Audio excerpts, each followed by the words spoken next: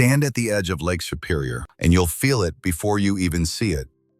A cold wind, a sudden quiet, a strange heaviness in the air, as if the lake itself is holding its breath. Then, through the mist, the shape appears.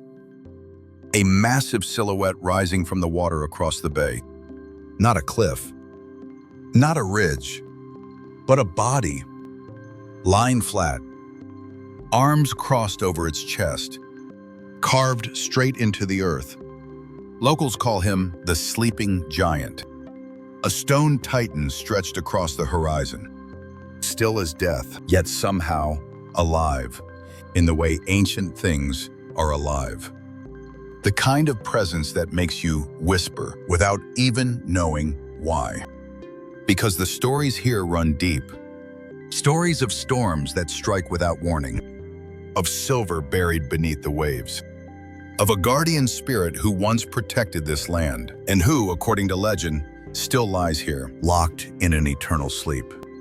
Today, we're not just looking at a mountain. We're stepping into a mystery.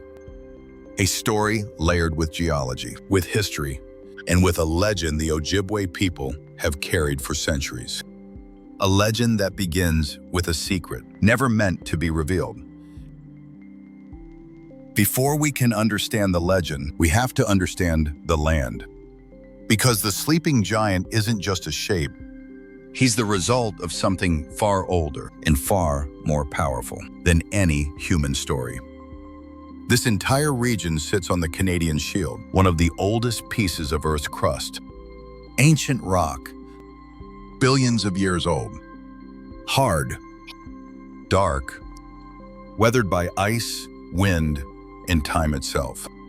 The giant's body is carved from diabase, a black volcanic stone that rose from deep underground, then cooled into massive walls of rock. Over millions of years, glaciers scraped it, storms cracked it, and the lake carved at its edges until the land took on a shape no one could ignore. Viewed from the city of Thunder Bay, the ridges line up perfectly. A head, a chest, arms folded, legs stretched out across the horizon. A natural sculpture so precise that early settlers thought it was deliberately carved. And towering above the water are cliffs that rise more than 250 meters, some of the tallest sheer rock faces in all of Ontario. Hikers who make it to the top say the view feels unreal. Lake Superior stretches out like an ocean. Waves crash 500 meters below. And the wind, it doesn't just blow. It roars. But the most striking part is the silence. A heavy, ancient quiet that settles over the cliffs, like the land itself is remembering something. Because beneath this dramatic landscape lies a different story, one of hidden wealth, dangerous ambition, and a discovery that would echo through legend for generations. A story that begins at the giant's feet, deep beneath the waters of Lake Superior. At the very edge of the Sleeping Giant's feet lies a tiny island, barely big enough to stand on. A jagged rock sticking out of the water like a broken tooth. But in 1868, that rock revealed something extraordinary. Prospectors discovered a vein of silver so pure, so impossibly rich, that newspapers called it the greatest silver find in the world. A treasure buried not beneath the soil, but beneath the lake itself. They named it Silver Islet. To reach the ore, miners built platforms, seawalls, and wooden walkways that clung to the rock like fragile ribs. They drilled deep shafts straight down, over 1,200 feet, into the darkness below Lake Superior. And for a while, it worked. The mine produced a fortune. Ship after ship left the bay heavy with silver. It seemed unstoppable. But Lake Superior doesn't give up its secrets easily.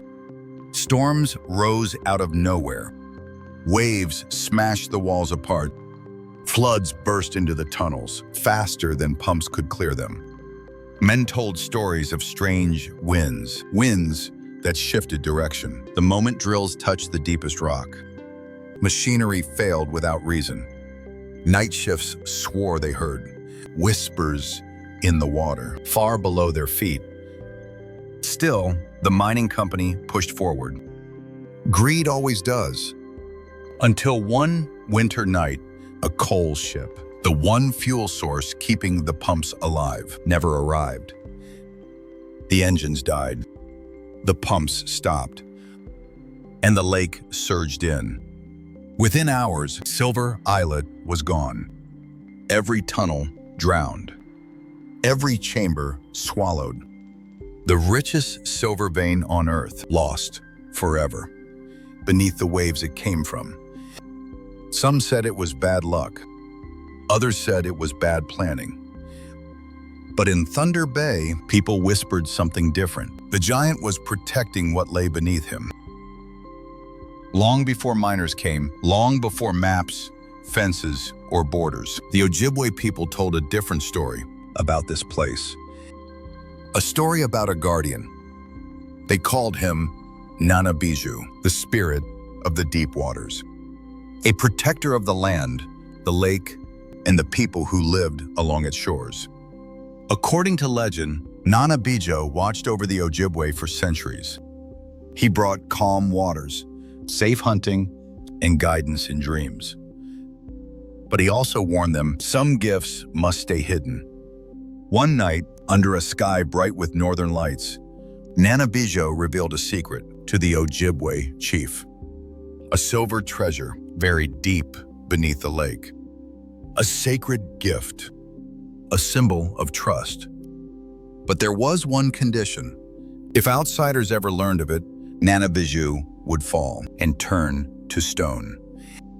For years, the tribe protected the secret. They guarded the island.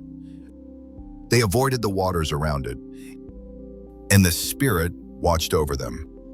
But legends say temptation eventually found its way in. Traders arrived, offering rum, weapons, bright metal trinkets that flashed in the firelight. They asked questions. They pushed. They waited. And one man, weak, lonely, forgotten by his own people, broke the promise. He revealed the location of the silver. The moment the truth left his lips, the sky changed. Winds twisted.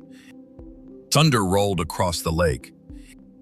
And a storm, unlike anything the Ojibwe had ever seen, crashed over the waters.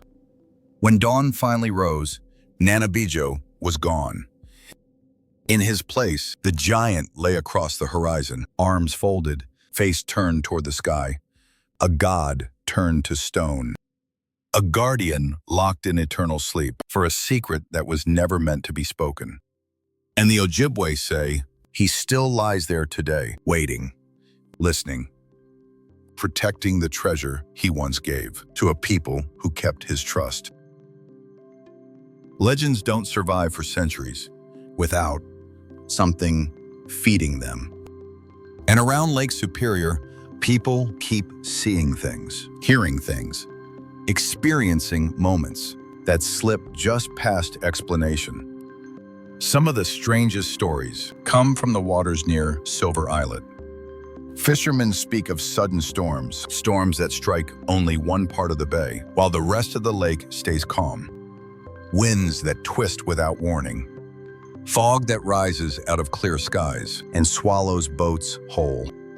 Old lighthouse keepers wrote about lights, pale blue flashes, flickering beneath the waves at night. Not lightning, not reflections. Something deeper, something moving. And hikers on the giant's cliffs tell their own stories. Footsteps when no one else is around. Shadows crawling along the rocks long after the sun has set. A low hum, almost like a voice, carried on the wind. Most people laugh it off.